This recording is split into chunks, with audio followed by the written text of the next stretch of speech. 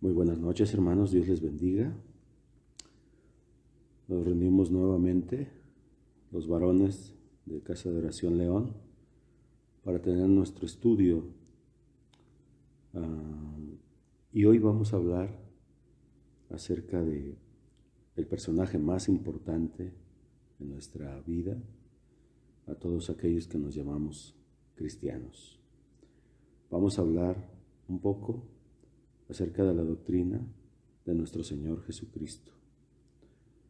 Y hoy tocaremos el tema de la persona de Cristo y vamos a ver algunos aspectos generales de su humanidad, de cómo las Escrituras enseñan claramente que tuvo un nacimiento humano, que nació de una virgen, de la Virgen María. Así que dispongamos nuestro corazón para escuchar la razón de nuestra creencia, la persona de nuestro Señor Jesucristo, que es nuestro Señor y nuestro Dios. Y le voy a pedir que pongamos este tiempo en oración y oremos entonces al Señor para que nos dé sabiduría, que nos dé entendimiento, que nos dé gracia para entender esta porción de su palabra. Oremos pues. Padre, te damos muchas gracias, Señor. Te bendecimos, te adoramos y reconocemos en ti, Señor, a nuestro Padre amado, a nuestro Señor, a nuestro Creador, a aquel del que provienen todas las cosas, Señor. Ponemos este tiempo en tus manos, esperando que sea de gran edificación para nosotros, para nuestros hermanos, para nuestra familia, para nuestra iglesia, Señor. Es muy importante conocer acerca de la obra de nuestro Señor Jesucristo, de cómo vino a este mundo, a esta tierra, y más adelante veremos la culminación de su obra, que es su resurrección y su ascensión a los cielos. De manera que ponemos este tiempo en tus manos y esperamos, Señor, que tú seas glorificado, que tú seas exaltado, Señor, por sobre todas las cosas. Recibe la gloria, recibe la honra, Padre, y vamos a empezar con nuestro estudio. En el nombre de Jesús, amén. Muy bien. La doctrina acerca de nuestro Señor Jesucristo. Si pudiéramos hablar algo al respecto de la persona de Cristo en términos muy generales, vamos a poner un poquito en contexto con otras religiones de manera muy breve, pero que es importante que lo tengamos en cuenta. Una de las características distintivas de la religión cristiana es el estrecho parentesco que hay entre Cristo y el cristianismo. Por otro lado, si se quita del budismo el nombre de Buda y desaparece completamente el elemento personal del fundador del sistema, del budismo, si se quita del maometismo la personalidad de Mahoma o del parsismo la personalidad de Zoroastro, el parsismo es el nombre dado a los descendientes de los antiguos persas, de la secta de Zoroastro, y el idioma que ellos hablan es el parsís, o la religión de los parsís, y se les conoce como parsismo. Bien, si se le quita del parsismo la personalidad de Zoroastro, todo el sistema doctrinal de estas religiones queda intacto. Su valor práctico como tal no peligraría ni disminuiría. Pero a diferencia del cristianismo, si quitamos del cristianismo el nombre y la persona de Jesucristo, ¿qué quedaría de él? Nada, absolutamente nada. ¿Por qué? Porque toda la sustancia y poder de la fe cristiana tienen como centro a nuestro Señor Jesucristo. Sin él no queda absolutamente nada. Palabras dichas por el teólogo Sinclair Patterson. De principio a fin, la fe y la vida cristianas en todas sus frases, en todos sus aspectos y en todos sus elementos, quedan determinadas por la persona y por la obra de nuestro Señor Jesucristo. A Él le debe su vida y su carácter en todas sus partes. Sus convicciones, las convicciones del cristianismo, son convicciones acerca de Él, acerca de Cristo. Sus esperanzas son esperanzas que ha inspirado Él y que solo Él puede colmar. Sus ideales proceden de la experiencia y de la vida de Él. Su poder es el poder de su Espíritu. Jesús es el personaje histórico más importante de todos los tiempos. Profetizado desde el comienzo de las Escrituras que Moisés escribió, inspirado por el Espíritu Santo, aproximadamente 1405 años antes de Cristo, y que se extendió al relato de la eternidad futura de Apocalipsis en los capítulos 21 y 22, escritos por el apóstol Juan alrededor del año 95 después de Cristo. Deducimos que Jesús es el único personaje que ha partido la historia en un antes y un después de Cristo. Jesús es el único que ha podido vencer la ley de la gravedad al caminar sobre las aguas. Jesús es el único que ha logrado resucitar a los muertos, volviéndolos a la vida, una vez que habían sido declarados difuntos, muertos, sin vida, como en el caso de Lázaro o como en el caso de la viuda de Naín. Y podríamos seguir hablando muchas otras cosas que podemos ver en las Sagradas Escrituras acerca de nuestro Señor Jesucristo. Y concluiremos que Jesús es el único personaje o el único líder religioso que ha resucitado de entre los muertos, y hoy su tumba está vacía porque Él ascendió a los cielos.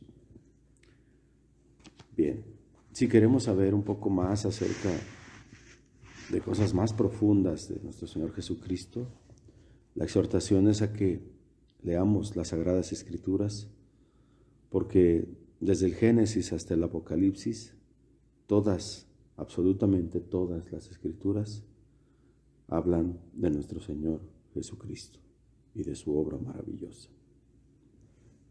Muy bien. Como punto número 1, vamos a hablar un poco acerca de la humanidad de Jesucristo. Y entenderemos que las Escrituras nos enseñan claramente que tuvo un nacimiento humano, como decíamos hace un rato, que nació de una mujer, la Virgen María.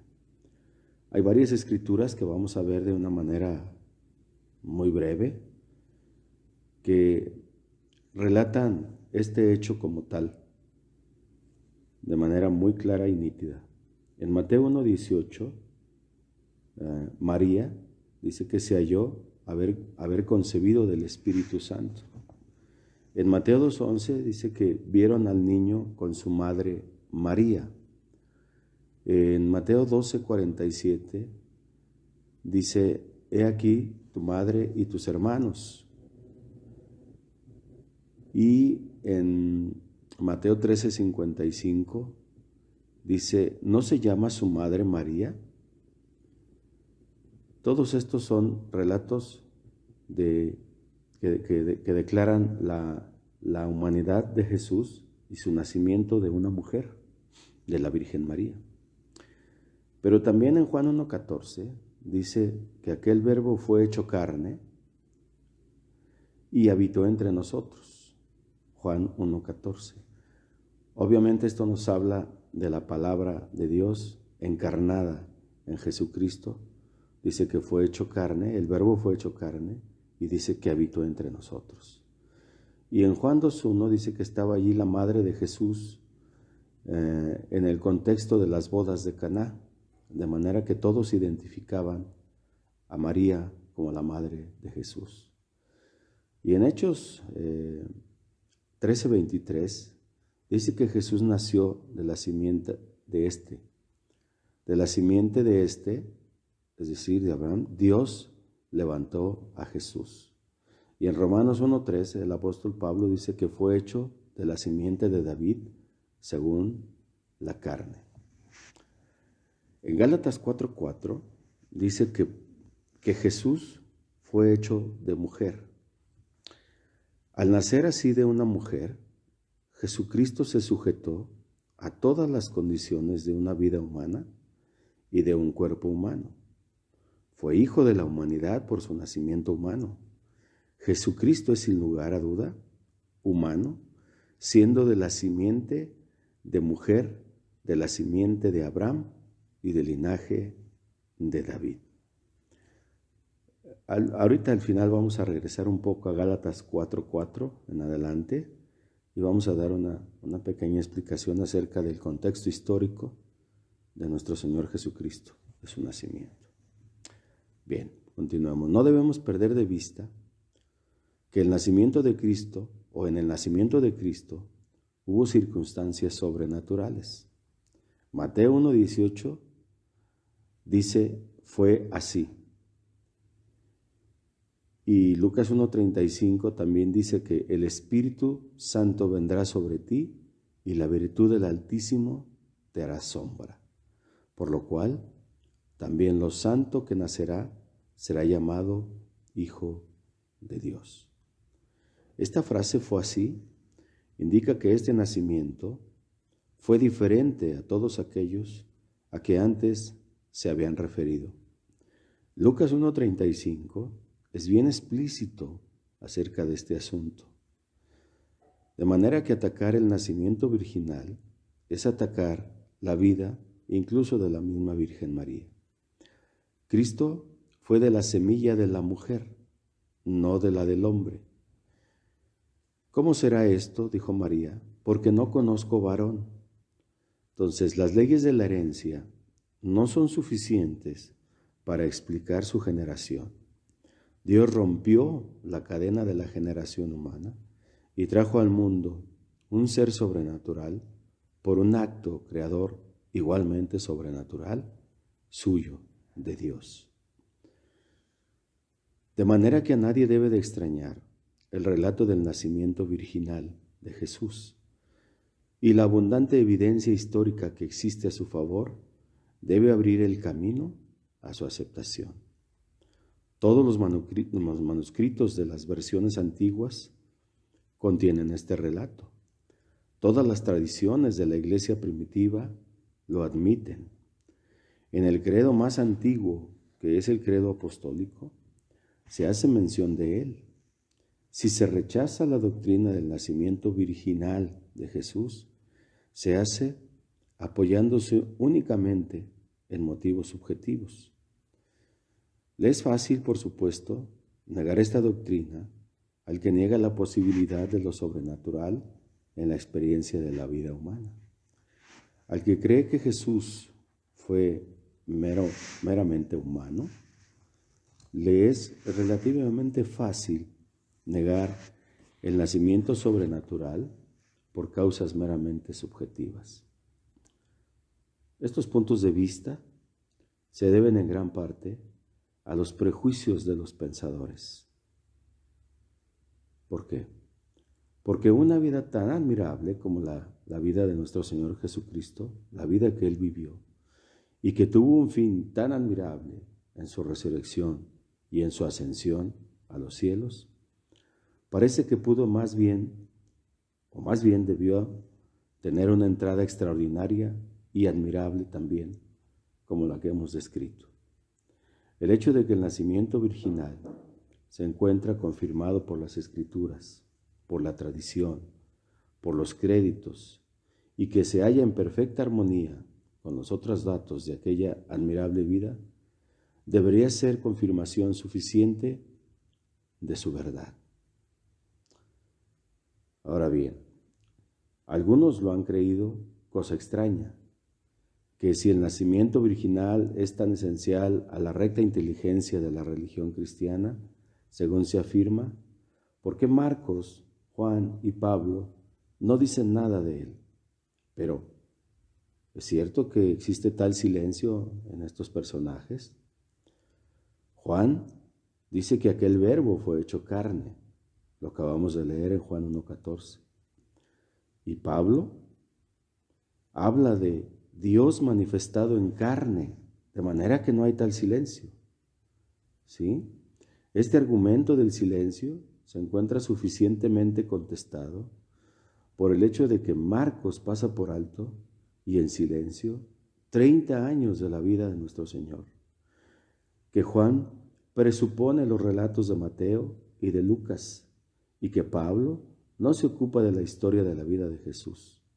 Estos hechos fueron conocidos en un principio solamente de María y de José, los padres de Jesús, los padres carnales. Su misma naturaleza requería esta reticencia, este silencio, hasta que Jesús hizo ver que era el Hijo de Dios con poder por resucitar de entre los muertos.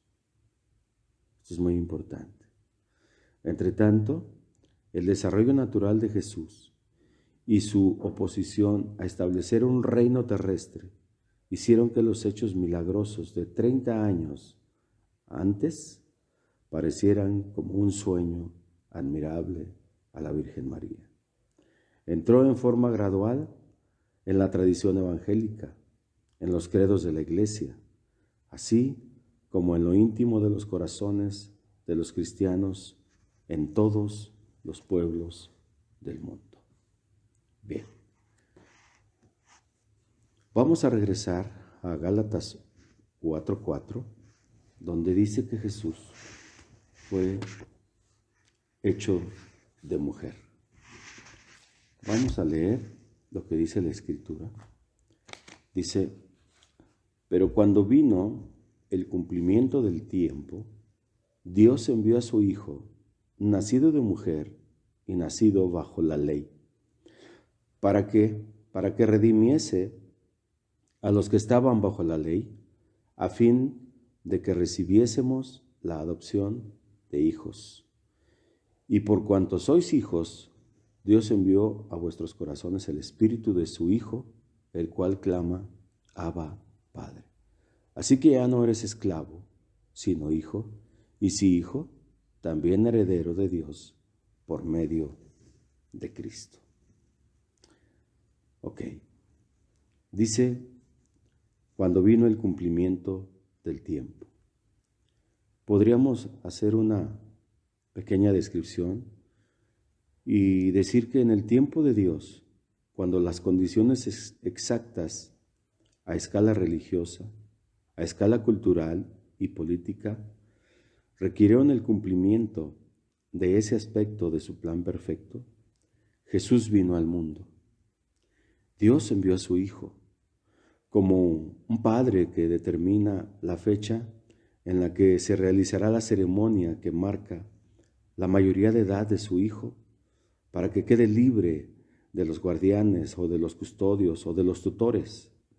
Dios envió a su Hijo en el momento preciso para que librara a todos los que creen de su servidumbre a la ley. Esta es una verdad que Jesús afirmó de manera reiterada. Por ejemplo, en Juan 5:30 dice, no puedo hacer yo nada por mí mismo, según oigo, así juzgo. Y mi juicio es justo, porque no busco mi verdad, sino la voluntad del que me envió, la voluntad del Padre. Jesús habla de cómo fue enviado por el Padre y cómo esto estaba previsto desde la eternidad. Y ahí mismo en Juan 5:31 dice, si yo doy testimonio acerca de mí mismo, mi testimonio no es verdadero. Y el versículo 32, otro es el que da testimonio de mí, hablando del Padre y de Juan, y de que el testimonio que da de mí es verdadero, hablando acerca del Padre y hablando acerca del Hijo. De manera que Dios envió a su Hijo como un Padre que determina la fecha en la que se realizará la ceremonia que marca la mayoría de edad para su Hijo. Ok. Ahora bien, el hecho de que el Padre haya enviado a Jesús al mundo demuestra su existencia previa y externa como el segundo miembro de la Santísima Trinidad. Y dice en el versículo 4, dice, nacido de mujer. Que esto es lo que estamos viendo en este pequeño estudio. Nacido de mujer. Esto demuestra la humanidad plena de Jesús y no solo su nacimiento de una virgen, como lo proclamaron en el Antiguo Testamento el profeta Isaías en el capítulo 7, versículo 14. Jesús tenía que ser Dios a plenitud para que su sacrificio tuviera el valor infinito que se requería para la expiación de nuestros pecados. Pero Él también tenía que ser hombre a plenitud para que pudiera llevar a cabo sobre sus hombros el castigo por el pecado como sustituto del ser humano. Esto se llama la doctrina de la justificación. Y dice que Él estuvo bajo la ley. En el versículo 5 dice, para que redimiese a los que estaban bajo la ley. Como todos los hombres, Jesús tenía la obligación de obedecer la ley de Dios. Pero a diferencia de todos, no obstante, Él mantuvo una obediencia perfecta a esa ley. Hay varias escrituras que respaldan este hecho, como Juan 8:46, o 2 Corintios 5:21, o 1 Pedro 2:22. Si usted tiene tiempo, le sugiero que lo lea posteriormente. Ahora bien, su naturaleza inmaculada y libre de pecado hizo de Él el sacrificio perfecto por los pecados y el cumplimiento, o Él cumplió más bien toda justicia, porque tuvo una obediencia perfecta a Dios en todo, en absolutamente todo. Y esa justicia perfecta es lo que se imputa a los que creen en Él. Esto es la doctrina de la justificación. Nosotros nunca obedeceremos de manera perfecta, pero el Padre nos ve a través de la obediencia de nuestro Señor Jesucristo, porque Él nos implanta esa obediencia a todos los que creemos en Él. Ahora bien, ¿para qué vino Jesús a este mundo? En el versículo 5 de Gálatas 4, dice, para que redimiese a los que estaban bajo la ley, a fin de que recibiéramos la adopción de hijos. Para que redimiese, para que nos salvase a los que estábamos bajo la ley. Los pecadores culpables que están bajo la ley o bajo las demandas de la ley y sus maldiciones, en necesidad extrema de un Salvador. Para ellos vino nuestro Señor Jesucristo, para nosotros. Ninguno de nosotros cumple las demandas de la ley, y sus maldiciones. Nosotros tenemos una necesidad extrema de un Salvador. Y lo primero que tenemos que reconocer es nuestra necesidad de Él, de Cristo. Porque nosotros, en nuestras obras, en nuestras actitudes, nunca alcanzaremos la santidad de Cristo, la santidad que Él nos imputa a nosotros. Ahora bien, dice, y por cuanto sois hijos, el versículo 6, Dios envió a vuestros corazones el Espíritu de su Hijo, el cual clama, Abba, Padre. De manera que ahí nos habla de la adopción como hijos. Así que ya no eres esclavo, sino hijo. Y si hijo, también heredero de Dios, ¿por medio de quién? Por medio de Cristo. La adopción, y esta es la razón por la que vino Jesús, o una de las razones, es la adopción de hijos. Y la adopción es el acto de incorporar a la familia propia a una persona que ha sido engendrado por otra persona, puesto que los seres humanos no regenerados son por naturaleza hijos de Satanás. Entonces, la única manera en la que podemos convertirnos en hijos de Dios es mediante un acto de adopción espiritual. El Espíritu de su Hijo, el Espíritu Santo, realiza la obra de confirmar a los creyentes su adopción como hijos de Dios. La seguridad de la salvación es una obra de gracia por parte del Espíritu Santo y no tiene origen humano en absoluto. Entonces, esto es algo que solamente procede de Dios y de su gracia infinita. Nosotros no tenemos nada que ver ahí. El único que es capaz de incorporarnos a través de su Espíritu es nuestro Señor Jesucristo a través de su sacrificio. Y para eso Él vino al mundo, para eso nació de una mujer, para eso Él da testimonio de sí mismo y del Padre. Entonces, el Espíritu de su Hijo es el Espíritu Santo, y decíamos, Él realiza esta obra y Él nos confirma como creyentes y nos da la adopción como hijos de Dios. Entonces, así tenemos la seguridad de la salvación y es una obra de la gracia de Dios por parte del Espíritu Santo. De manera que si es obra de la gracia de Dios, no tiene origen humano en absoluto. Ahora bien, dice que el Espíritu del Hijo clama, Abba, Padre. Abba, Padre. Entonces, el término Abba es un término familiar y cariñoso en arameo que los niños pequeños usaban para hablar a sus padres. Y es el equivalente de esta palabra, la expresión papito. Entonces, mientras que la salvación es el regalo gratuito de Dios y trae con ella una responsabilidad seria, porque Dios requiere que los creyentes vivamos en santidad, porque somos hijos del Dios Santo a través de la adopción por medio de nuestro Señor Jesucristo y de su Espíritu, y Dios desea que nosotros lo amemos y lo adoremos de manera santa. De manera que esa obligación era los principios morales y espirituales, estos principios que nunca cambian y que para siempre reflejan la naturaleza de Dios.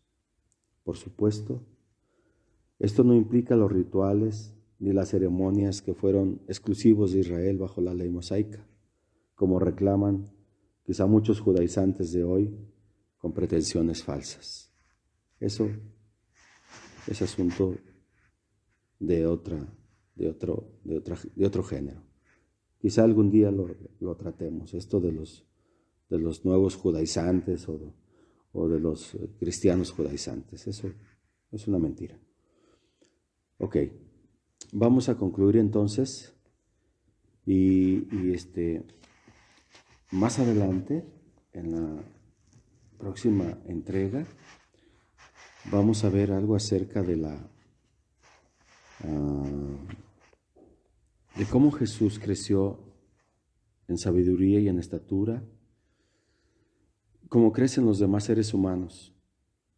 En cuerpo y alma estuvo sujeto a las leyes ordinarias del desarrollo humano. Aún a pesar de las pocas escrituras que hay al respecto, trataremos de dar una pequeña explicación.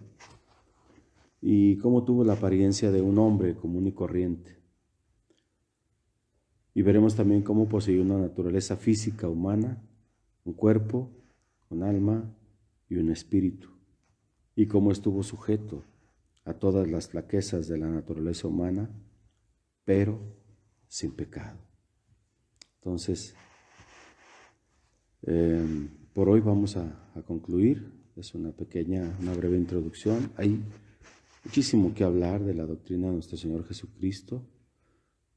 Probablemente nos llevaría unas 10 sesiones, 8 sesiones más o menos. Entonces, yo le voy a pedir que estemos muy atentos para darle continuidad a este estudio. Son doctrinas básicas, fundamentales, de nuestras creencias como cristianos. Vamos a orar y vamos a darle gracias al Señor por este pequeño tiempo y espero que haya sido de gran edificación, que haya levantado inquietud en su corazón para escudriñar más acerca de la persona de nuestro Señor Jesucristo en las Sagradas Escrituras. Oremos pues. Padre, te damos muchísimas gracias, Señor. Es una pequeña luz, Señor, acerca de la doctrina de tu Hijo Jesucristo. Yo espero, Señor, que podamos ser claros en esta gran doctrina, en esta hermosa doctrina que habla acerca de tu Hijo y del sacrificio y de la obra que Él hizo por cada uno de nosotros como creyentes, como cristianos que nos llamamos. Ayúdanos a compartirla, Señor, a nuestra familia, a nuestra esposa, a nuestros hijos y a compartirla también con nuestros hermanos en la congregación. Te damos muchas gracias, Señor. Te doy gracias por el tiempo que se han tomado mis hermanos para escudriñar un poquito esta porción de tu palabra y que nos des claridad, sabiduría y entendimiento, Señor, para poder entenderla. En el precioso nombre de nuestro Señor Jesucristo. Amén. Muchas gracias, mis hermanos. Dios les bendiga y les guarde. Nos vemos en la próxima entrega, en la próxima sesión.